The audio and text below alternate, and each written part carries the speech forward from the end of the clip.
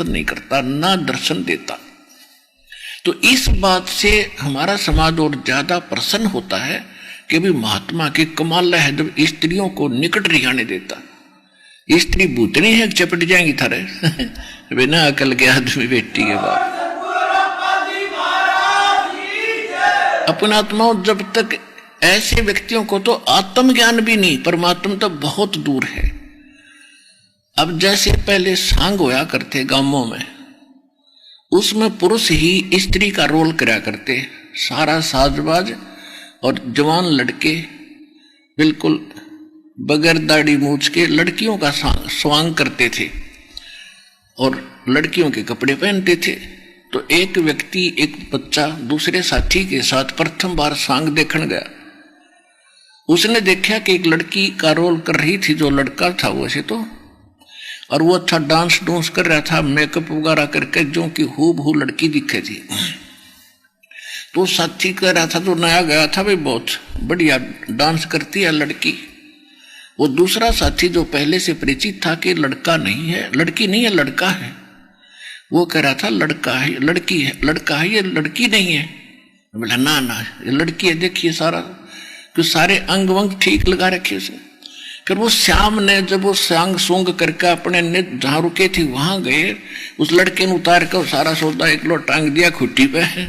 जब दिखे सच्चे लड़का था तो भाई। अगली बार जब वो सांग देखने गया, अगले दिन उसने वो लड़की ना दिखे थी, वो लड़का दिखा था। तो जब हमें आत्मज्ञान होगा तो इस कपड़े के अंदर हमने एक आत्मा दिखाई देगी जो नर है ना पुरुष है, वो एक जैसी है, तो उसको आत्मज्ञान कहते हैं। और ये परमात्मा के ज्ञान से वो मीराबाई काफी समझ चुकी थी। तो वहां जब वो गई, लोग इकट्ठे हो रहे थे, उसका बाहर निकलने का समय था उस संत का। मीराबाई जी ने पूछा, भाई कैसे इकट्ठे हो, क्या बात है? कि हम बहुत बड़े पहुंचे हुए महापुरुष हैं, उनके दर्शन करेंगे। किस में आएंगे कि अभी आने वाले हैं, पर आपको नहीं दर्शन होंगे। वो स्त्रियों को नहीं मिलते, ना दर्शन करते हैं ना देते हैं। मीराबाई बोली, भाई मैंने तो न्यू सुना है कि एक पुरुष है, बाकी उसकी पत्नी है, सारी जितनी आत्मा है उसकी ही, वो सबका पति है। और भाई कोई दूसरा पति पुरुष पृथ्वी पर है तो मैं तो जरूर मिल लूंगी, मैं तो उसके लिए भटक रही हूं, मैं तो दर्शन करके जाएंगी इसके। उड़े बैठगी। तो वो जो बाहर निकला तो उन्होंने बताया, जी ऐसे ऐसे कोई बाई है भगतनी, आपके दर्शन करना चाहती है। तो उसने कहा कि नहीं नहीं, मैं स्त्रियों के दर्शन नहीं करता। फिर उस लड़की की कहानी बताई। वो न्यू कहा है कि मैं दर्शन करके जाएंगी, मैं के भूतनी हूं, उसने खा लूंगी।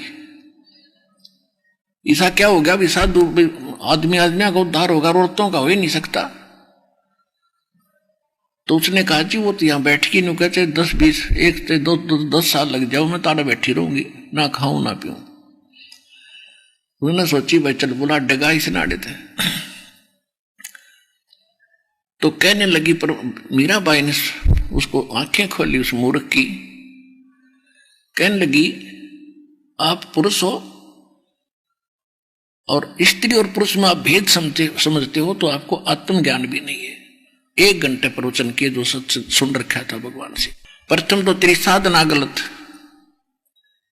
किसी सदग्रंथ में प्रमाण नहीं, किसी संत ने ऐसा नहीं किया। और दूसरे तेरे विचार गलत। उसी समय चरण पकड़ दिए उस माई के बहन के बहन तेने आंख खोल दी मेरी, और अब संत की खोज करूंगा। तो उसने कहा कि संत भी मैं बताऊंगी तेरे को। अब वो तो रविदास न जाने थी। अब जब रविदास के पास वो गया, कहने लगा ना, मैं तो उस बाई के लिए गुरु बताया था, असली गुरु तो वो है परमात्मा।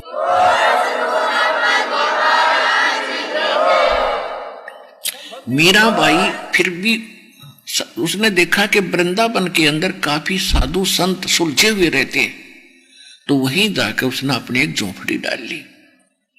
फिर परमात्मा वहां पहुंचे, कबीर साहब उनको यथार्थ ज्ञान बताया, बेटी तेरे को वहां से करेड़ना था, निकालना था, और अब दूंगा तुझे सत भक्ति। जब परमात्मा ने उसको यथार्थ ज्ञान और सही भक्ति बताई, आगे के जो मंत्र थे कंप्लीट कोर्स दिया, तब मीराबाई का उद्धार हुआ। ये है रियल स्टोरी।